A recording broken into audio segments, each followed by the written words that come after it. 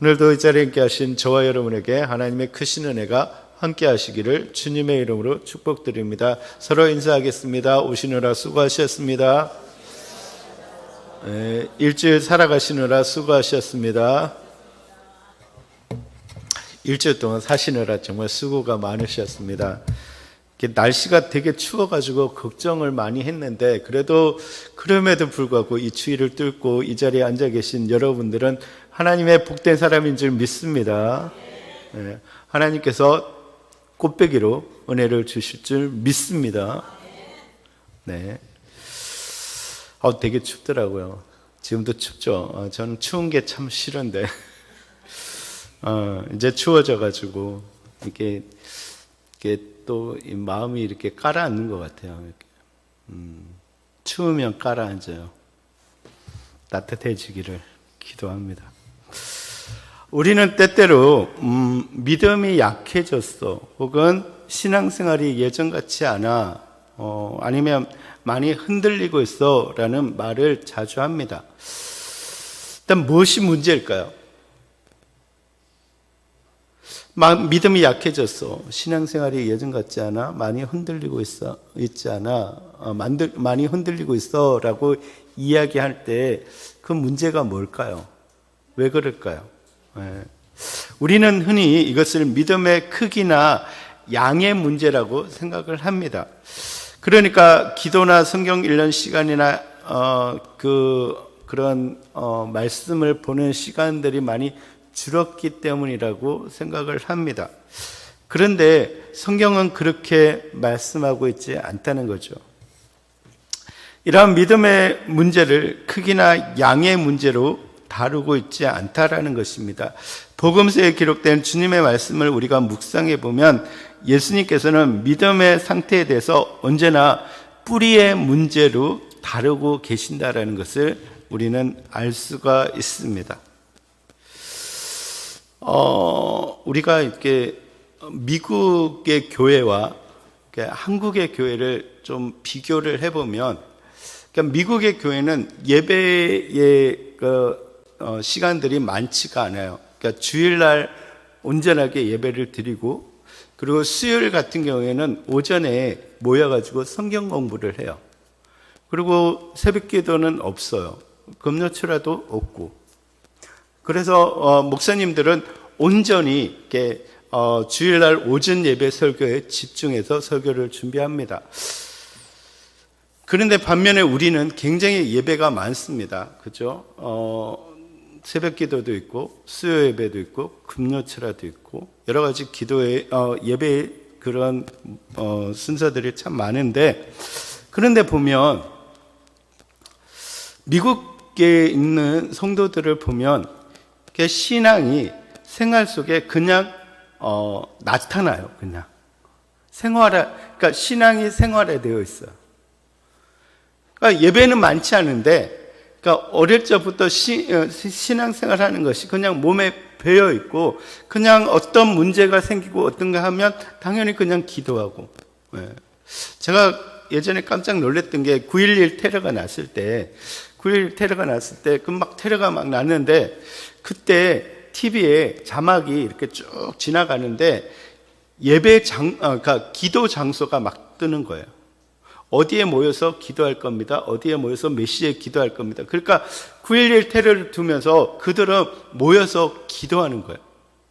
그리고 예배 시간에 이렇게 오면은 예배 시간에 그냥 들어가지 않고 이 청년들이나 젊은 사람들이나 아니면 그 모든 교인들이 이렇게 한번 손잡고 다 같이 기도를 하더라고요.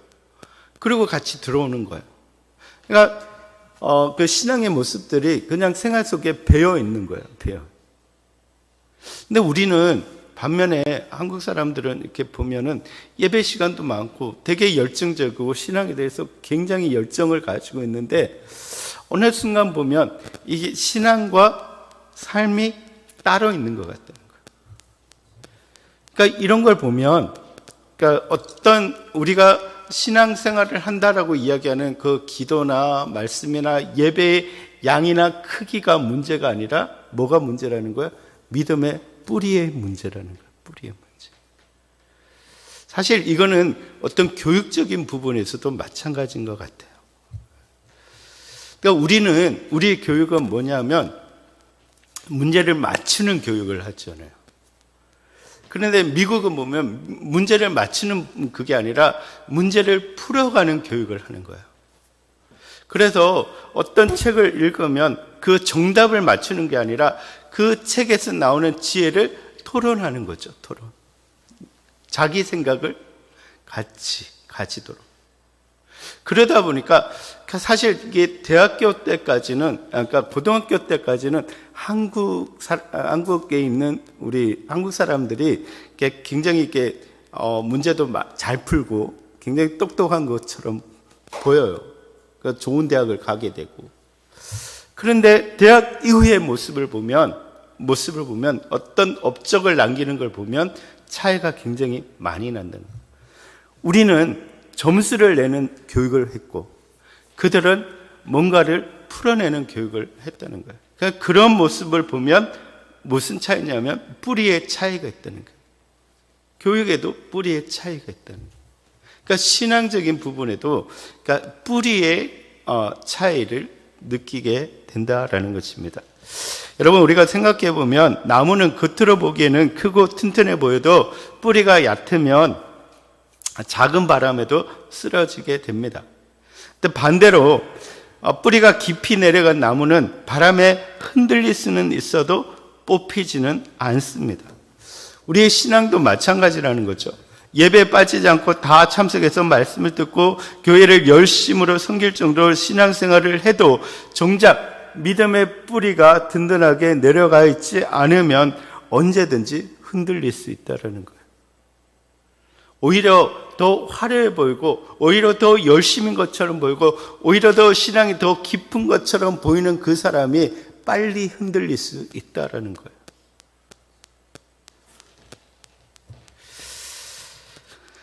여러분, 그래서 성경은 뭐라고 이야기를 합니까? 믿음의 뿌리를 내리는 데 있어서 마음의 땅을 개간하라고 말하고 있습니다. 그래서 예레미야 선지자를 통해서 하신 이 말씀이 무엇입니까? 묵은 땅을 기경하라라는 거죠. 그러니까 묵은 땅을 이렇게 어떻게 하라고요? 갈아엎으라는 거. 그러면서 하신 얘기가 무엇입니까? 가시덤불에 파종하지.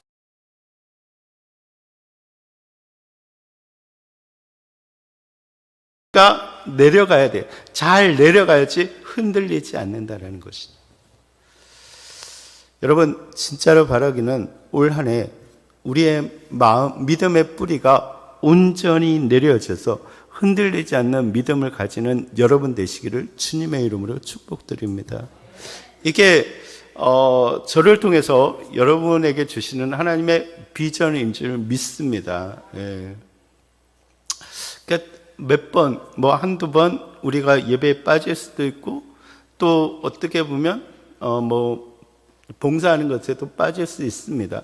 그런데 우리가 정말 중요하게 생각해야 되는 건 뭐냐면 믿음의 뿌리를 든든히 내리는 것입니다. 예, 정말 그 부분들이 필요하다는 것이죠.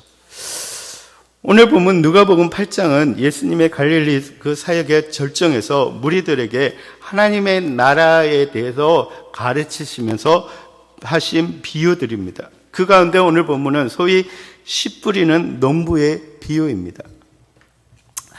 잘 아시는 내용이지만 잠깐 그 내용을 우리가 살펴보면 어느 날 한 씨 뿌리는 자, 그러니까 농부가 씨를 뿌리러 나가서 씨를 뿌렸는데 그 뿌린 씨 중에서 어떤 씨는 길가에 떨어지게 되는데 떨어지자마자 사람들에게 밟히거나 공중의 새들의 먹이가 되어버립니다.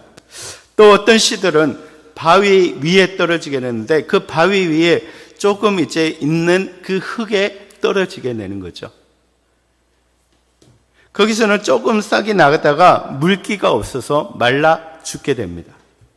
또 어떤 씨들은 가시덤불, 그러니까 가시떨기로 둘러싼 그 땅에 떨어지게 되는데 이제 이것이 뿌리를 내리고 조금 자라나 싶었는데 그 옆에 가시들이 같이 자라는 거예요.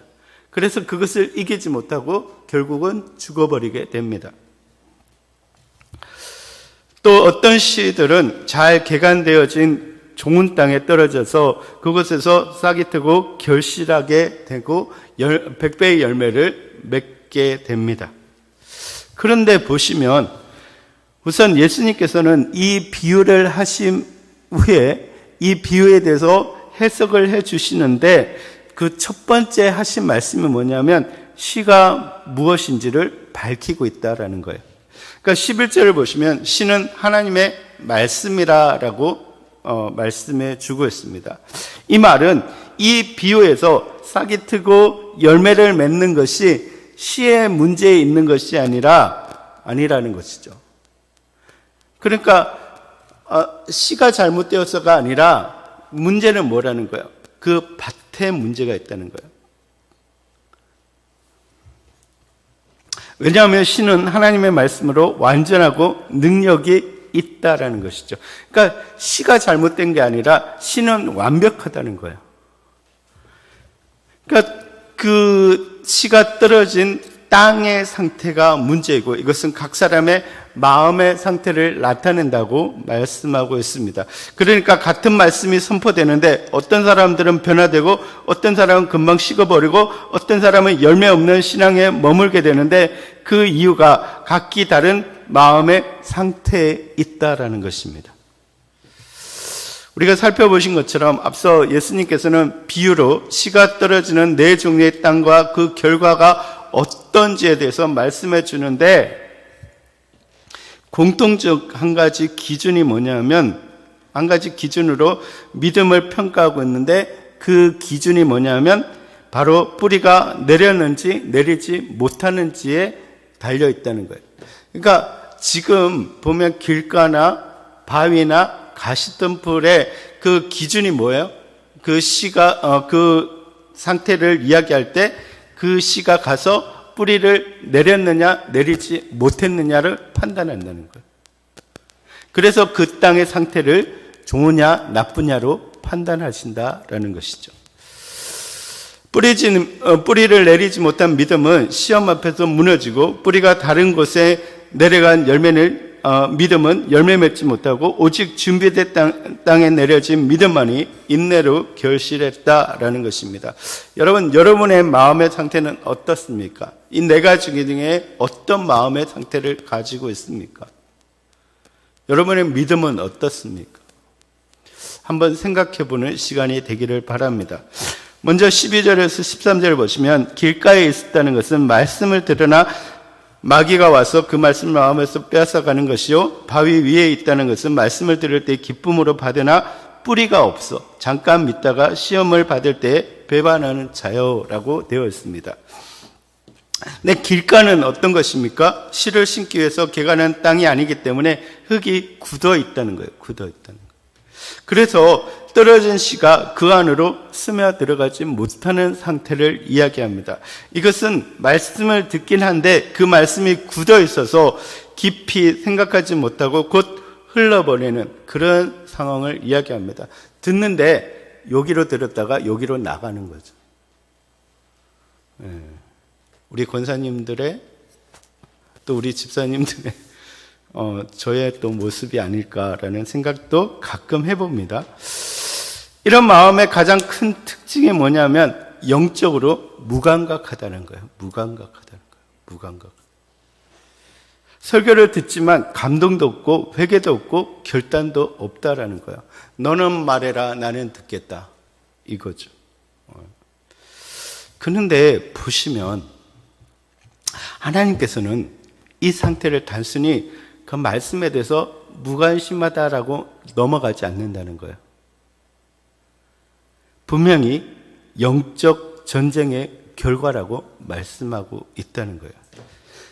뭐라고 이야기합니까? 마귀가 와서 그 말씀을 빼앗아 간다는 거예요. 그 말씀을 듣고 구원받지 못하도록 하기 위해서 그 말씀을 빼앗아 간다는 거예요. 그러니까 말씀이 마음에 머무른 시간과 공간이 없을 때에 사탄은 가장 쉽게 그 말씀을 빼앗아 가버린다는 거예요. 여러분, 내가 졸고 있고 내가 말씀을 들을 때 딴 생각을 하고 있고, 내가 말씀을 들을 때 그게 대해서 감동도 없고, 뭔가 회개하는 마음도 없고, 결단하는 마음이 없는 그 상태가 뭐냐면 영적인 전쟁에서 졌는 상태라는 거예요. 진 상태라는 거예요. 그래서 옛날에 목사님들이 설교를 하면서 뭐라고 얘기하면 잔마귀는 물러갈지어다. 네. 그죠? 우리의 마음을 혼탁하게 하는 영은 물러갈지어다. 이렇게 하시는 부분들이 그냥 하시는 게 아닌 것 같아요. 그냥 하시는. 여러분, 지금 딴 생각하는 사람들은 저를 다시 보시기 바랍니다. 보시고 따라 하시기 바랍니다. 마귀야, 물러가라. 네. 우리 청년들도 마귀야, 물러가라.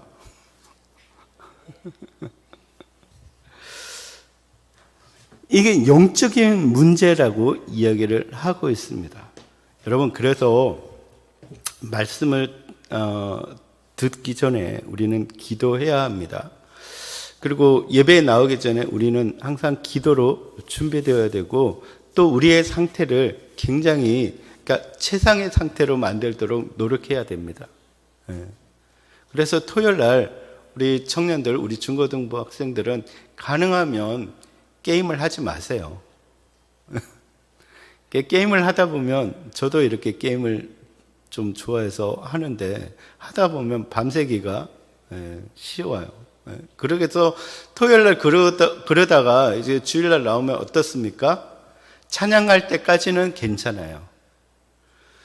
이제 말씀을 듣기 시작하면 뭡니까? 그 말씀이 나의 자장가가 되는 거죠. 그리고 어떻게 합니까? 잠이 오면 딴 생각이 진짜 많이 나요. 여러분, 집중하셔야 됩니다. 이건 뭐라고 이야기합니까? 영적인 전쟁이라고 이야기를 합니다. 사탄이 우리의 마음을 빼앗아 간다라는 것입니다. 여러분, 정말 우리가 그렇게 빼앗겼을 때는 정말 우리가 말씀을 깊이 묵상하지 못하고 순종으로 연결시키지 못하고 그냥 듣는 대로 잊어버리게 된다라는 것입니다. 많은 분들이, 저도 때때로 그런 것 같아요. 저도 설교를 하는데 지난주에 내가 무슨 설교를 했지? 이런 생각을 할 때가 있어요. 저도 말씀을 듣는 입장이 되어야 되는데 저도 깨어있지 않으면 그렇게 된다는 거예요. 그 다음으로 바위 위의 땅은 길가와는 좀 다르게 즉각적인 반응을 하게 됩니다. 말씀을 들을 때 기쁨이 있고 은혜가 있고 감동이 있습니다. 그러나 문제는 뭐냐면 땅 속에 흙이 너무 얕기 때문에 뿌리를 내릴 깊이가 없다라는 것입니다. 이러한 사람은 감정적인 신앙 그리고 순간적인 열심으로 나타납니다. 그러니까 수련회나 특별한 은혜의 순간에는 뜨겁습니다. 막 눈물 흘리며 찬양하고 기도하고 말씀을 붙잡고 기도하고 막 하나님 앞에 이렇게 살겠습니다. 그리고 막 헌신을 합니다. 근데 일상으로 들어오면 믿음을 유지할 수가 없습니다. 왜냐하면 신앙이 말씀에 내려가 있지 않고 환경이나 감정에 의존하기 때문이라는 거예요. 여러분, 신앙을 자꾸 감정에 의존하지 마시기 바랍니다. 오늘은 기분이 별론데, 오늘은 좀 감동이 덜한데, 오늘 목사님이 좀 아닌 것 같아. 이렇게 나의 감정에 신앙을 이렇게 맡기지 마시기 바랍니다. 그러니까 이런 상태가 된다라는 것입니다. 네, 예수님께서는 이 믿음이 무너지는 결정적인 순간을 뭐라고 표현하고 있습니까? 시험이라고 표현하고 있습니다. 여기에서의 시험은 단순히 유혹이 아니라 핍박과 고난과 실망과 이해되지 않는 상황을 포함하고 있습니다. 그러니까 뿌리 내리지 않는 이러한 믿음은 고난을 만나면 뭐라고 이야기합니까? 왜 이런 일이 나에게 일어나는가 하는 질문을 던지게 되고 그 질문 앞에서 쉽게 흔들리게 된다라는 것입니다. 여러분, 기억하시기 바랍니다. 이러한 믿음은 쉽게 무너지는 믿음이라는 것입니다. 종종 우리는 바위 위에 있는 그 믿음을 좋은 믿음이라고 착각합니다. 굉장히 감정적이고 열정적이고 그런 모습을 보면서 믿음이 좋다라고 생각을 합니다.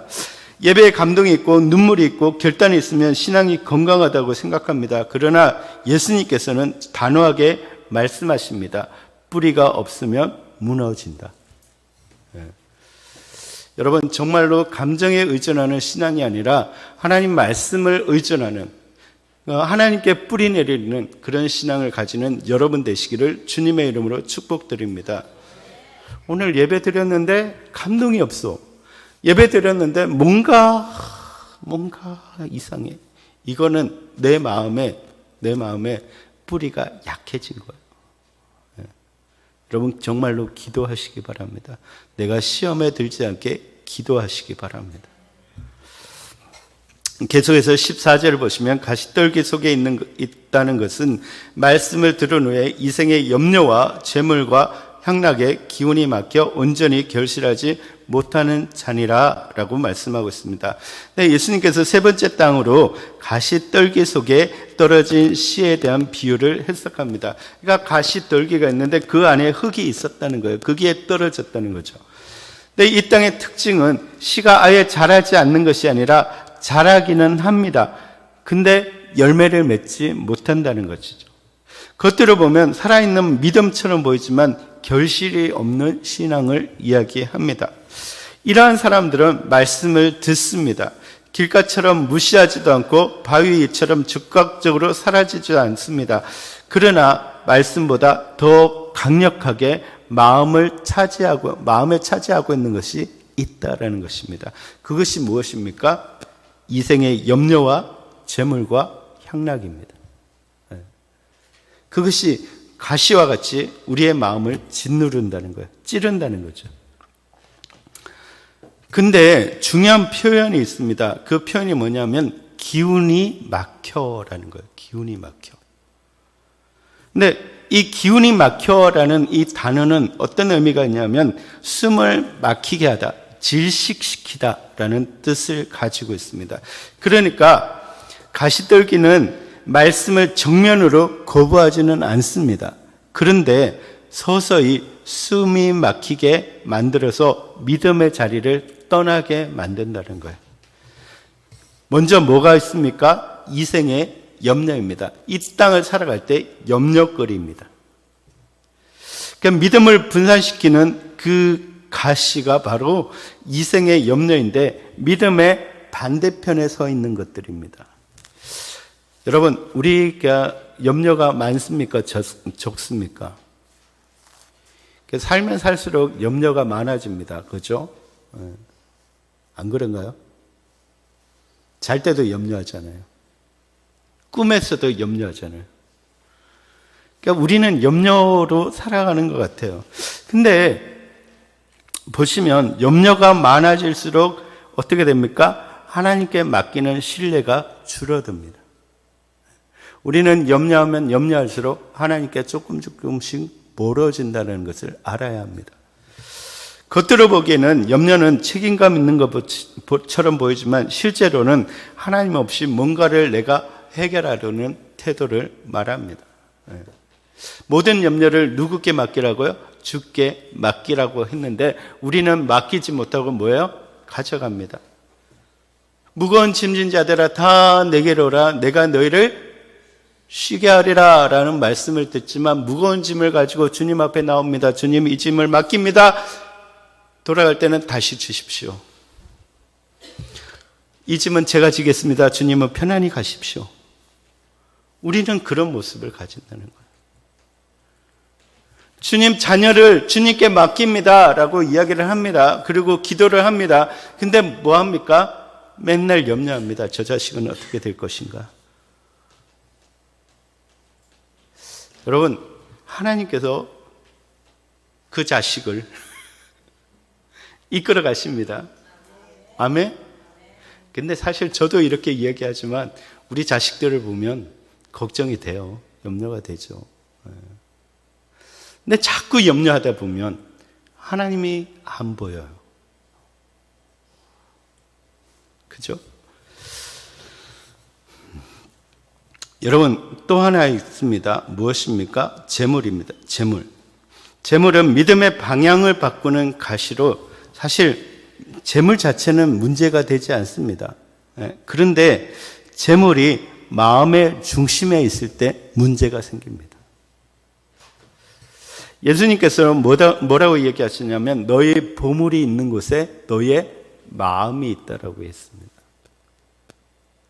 여러분, 물질이 있는 곳에 마음이 있는 거예요. 제가 한번 생각해 봤어요.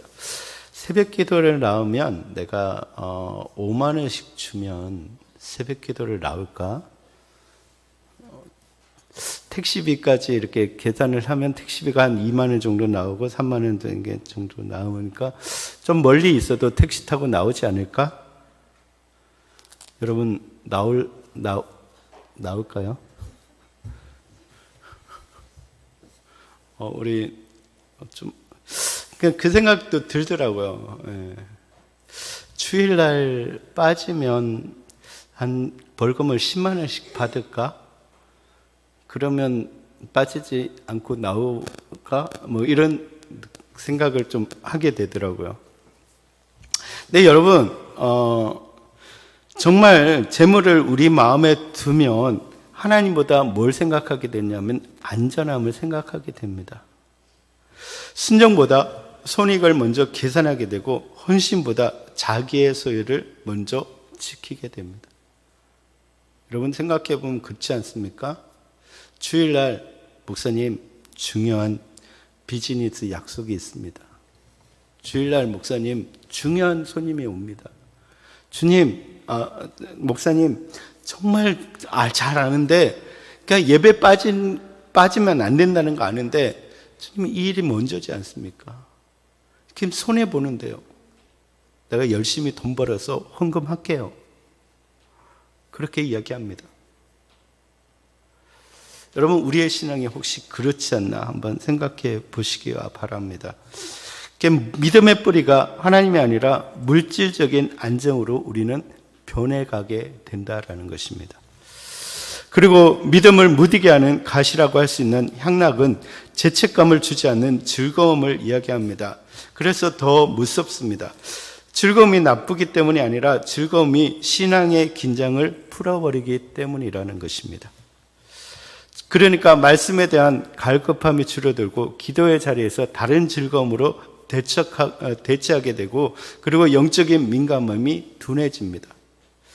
그냥 나쁜 곳에 가서 술 마시면서 그런 것이 아니라 그냥 나의 즐겁게 하는 거예요. 골프를 친다든지 또 볼링을 친다든지 스포츠를 한다든지 이런 거예요. 그런 걸 즐기다 보니까 뭐가 되냐면 내가 정말 갈급함으로 하나님께 기도하기보다는 그러한 즐거움을 찾아가는 거예요. 그리고 그런 스트레스를 거기서 푸는 거예요. 내 안에 받는 고통과 아픔과 그런 것들을 하나님 앞에 갖고 가서 하나님 앞에 갈급하게 심령으로 기도해야 되는데 그게 아니라 거기서 다 풀어버리는 거예요. 그러면서 나는 괜찮다고 생각하는 거예요. 여러분 이러한 가시들이 우리의 믿음이 자라가서 열매를 맺지 못하도록 한다는 것입니다. 이것이 가시덤불 속에 떨어진 씨앗이라는 것이죠. 마지막 15절입니다. 좋은 땅에 있다는 것은 착하고 좋은 마음으로 말씀을 듣고라고 되어 있습니다. 예수님은 마지막으로 네 번째 땅, 좋은 땅에 대한 비유를 해석합니다. 앞서 언급한 세 개의 땅과는 달리 여기서는 뿌리 내린 참된 신앙이 무엇인가를 분명하게 제시하고 있습니다. 근데 이 믿음의 핵심은 단순합니다. 말씀이 마음 깊이 내려질 때 시간이 지나 열매로 그것이 증명된다라는 것입니다. 여러분 좋은 땅이라는 것은 착하고 좋은 마음으로 말씀을 듣고 뿌리를 내리는 것입니다. 여러분 착하다는 게 무엇입니까? 선하다는 게 무엇이라고 했습니까? 하나님의 뜻대로 받는 것입니다. 하나님의 말씀을 하나님의 말씀으로 받는 것입니다. 판단하지 않습니다. 하나님의 말씀은 하나님의 말씀으로 받아들이고 그 말씀대로 내가 살겠다고 결단하는 것입니다. 여러분, 좋은 태도입니다. 여러분, 적으시기 바랍니다.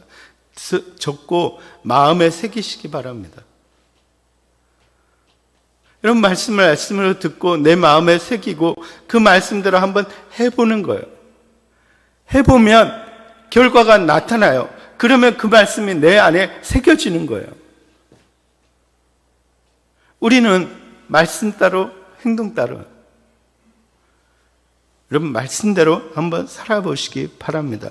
그러면 열매를 맺게 된다라는 것입니다. 여러분, 여기서 착하고 좋은 마음은 죄가 전혀 없거나 흠이 없는 상태가 말하는 것이 아니라 말씀 앞에 열려 있고 그리고 다듬어진 그런 마음을 이야기합니다. 여러분, 좋은 땅은 저절로 생기지 않습니다. 우리 노민숙 장로님 이제 3월달 지나면 이제 땅을 개간하러 가실 겁니다.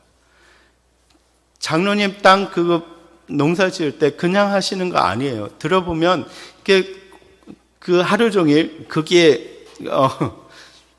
거기에 거주하시면서 잘 나오지 않는 전기 이렇게 받아가면서 거기에 주무시면서 날마다 이렇게 땅을 갑니다. 그래서 좋은 땅을 만들어서 씨를 뿌리는 거예요.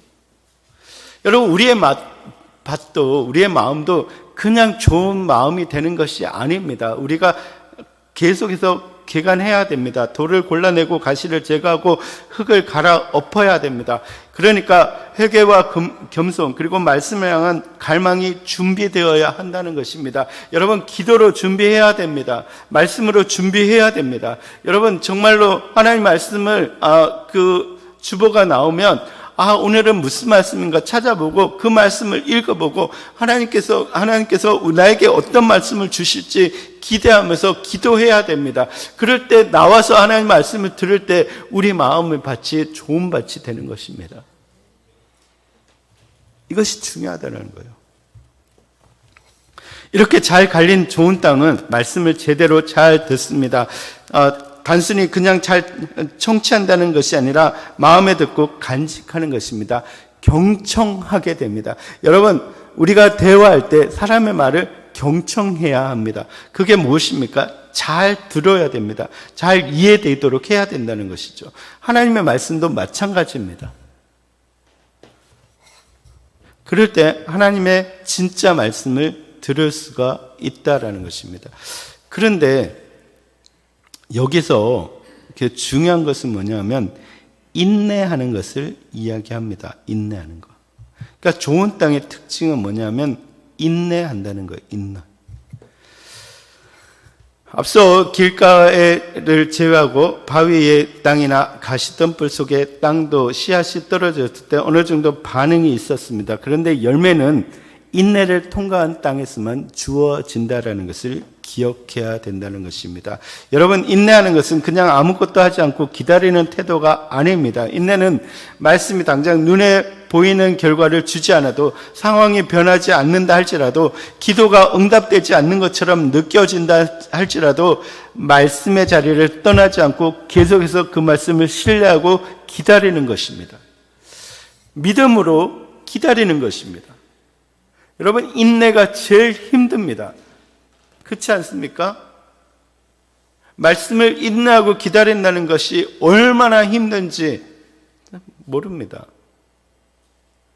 제가 어릴 적에 저희 어머니가 10분만 가만히 있으면 1,000원을 준다 그랬어요.